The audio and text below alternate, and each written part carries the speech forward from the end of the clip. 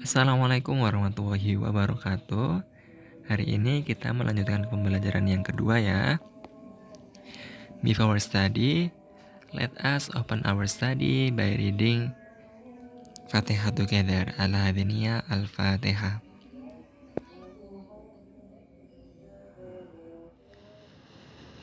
Sekarang kita belajar tentang kalimat simple present tense. Nah, ciri dari deskriptif paragraf kan menggunakan simple present tense. Jadi sekarang kita belajar tentang kalimat simple present tense. Apa itu? Kita artikan satu-satu ya. Simple artinya sederhana. Present artinya saat ini, sedangkan tense artinya masa. Jadi kalimat simple present tense kalau diartikan secara makna, maka bisa diartikan seperti berikut.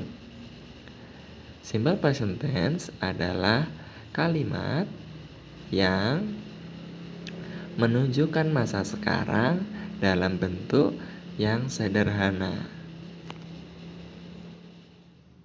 Simple present tense memiliki fungsi yang pertama adalah untuk mengungkapkan kebiasaan.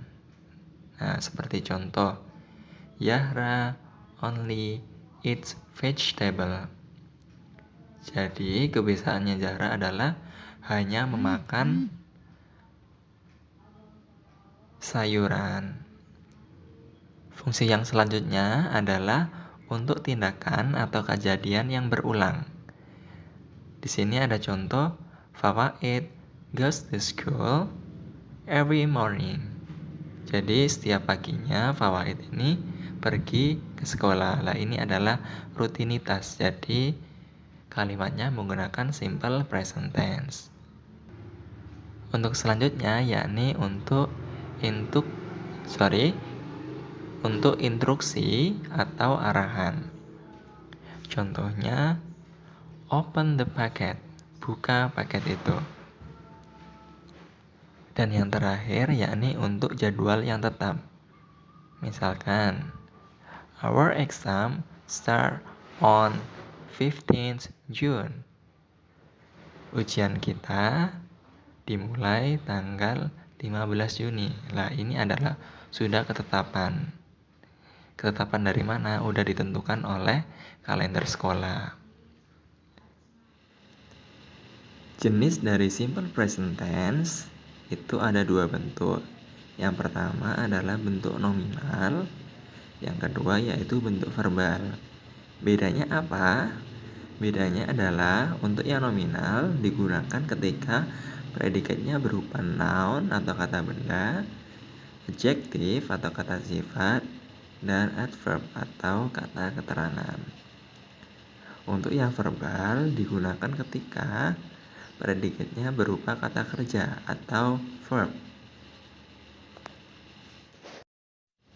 Nah, ini untuk simple present yang bentuk nominal. Yang bentuk nominal sendiri memiliki rumus atau formula subjek plus to be plus objek atau complement. Nah, di sini to be-nya pakai am, is, are karena ini simple present. Lah, apa bedanya sih? To be am, is sama are. Nah, lihat tabel di sampingnya. To be am digunakan ketika subjeknya I. To be are digunakan ketika subjeknya you, we, they.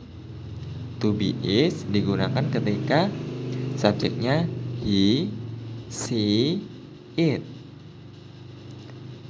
Nah, kita lihat contoh di sampingnya. He is a student. Dia adalah seorang siswa. Nah, di sini tetap pakai e ya, soalnya student itu termasuk dari kata benda atau noun. Terus ada contoh lagi. They are football players. Mereka adalah pemain sepak bola. Nah, di sini pakai are soalnya dia pakai subjek they. Terus ada lagi. She is diligent. Dia rajin. Nah, di sini tidak usah pakai soalnya diligent termasuk kata sifat. Untuk kata sifat tidak perlu dikasih artikel. Dan masih ada contoh-contoh yang lain. Nah, untuk yang verbal memiliki rumus atau formula subject plus verb 1, S atau IS, plus object atau complement. Kenapa itu ada S atau IS? Nah, di sini kita lihat tabel yang ada di samping. Dalam simple present, verb ditambahi S atau IS ketika memiliki subjek he, she, it atau sudut pandang orang ketiga. Nah, kalau subjeknya I, you, we, dan they tidak perlu ditambahi S atau IS. Kita lihat contoh di samping. I live in Japan. Saya tinggal di Jepang. Karena dia subjeknya pakai I atau saya, dia tidak perlu ditambahi S atau IS di kata kerjanya. Di sini kata kerjanya adalah live atau tinggal. Nah, contoh selanjutnya, he lives in Japan. Dia tinggal di Jepang. Nah, di sini ditambahi S karena subjeknya pakai he atau dia laki-laki. Nah, tadi kan kalau subjeknya he, she, it itu kan ditambahi S atau IS kata kerjanya. Nah, apa bedanya sih S sama IS? Nah, di sini saya terangkan ya. Umumnya, kata kerja atau verb pada simple present hanya ditambahi S saja ketika bersubjek he, she, it atau orang ketiga. Akan tetapi dalam beberapa ada yang ditambahi IS. Nah, diantaranya sebagai berikut. Kata kerja yang diakhiri oleh huruf Y.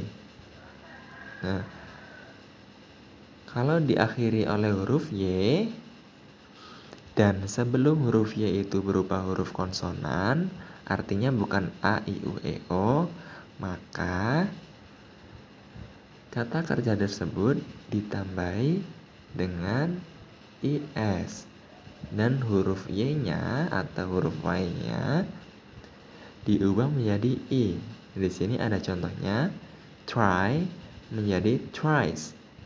Dari T, R, and Y berubah menjadi T, R, I, E, and S. Akan tetapi, jika kata kerja yang diakhiri huruf Y tersebut sebelum huruf Y terdapat huruf vokal, maka hanya ditambahi huruf S saja. Seperti play menjadi plays. Selanjutnya, kata kerja dalam simple present yang ditambahi dengan huruf IS adalah ketika kata kerja tersebut diakhiri oleh huruf O. Seperti contoh, do menjadi does. DO menjadi DOES. Selanjutnya, contoh lagi ada go menjadi goes. Kata kerja yang ditambahi IS lagi adalah kata kerja yang diakhiri oleh huruf CH, S, SH, X, dan Z. Untuk kata kerja yang diakhiri oleh huruf CH, S, SH, Z, dan X, maka ditambahi dengan huruf IS. Seperti contoh, pass menjadi passes, watch menjadi watches, dan contoh-contoh yang lainnya.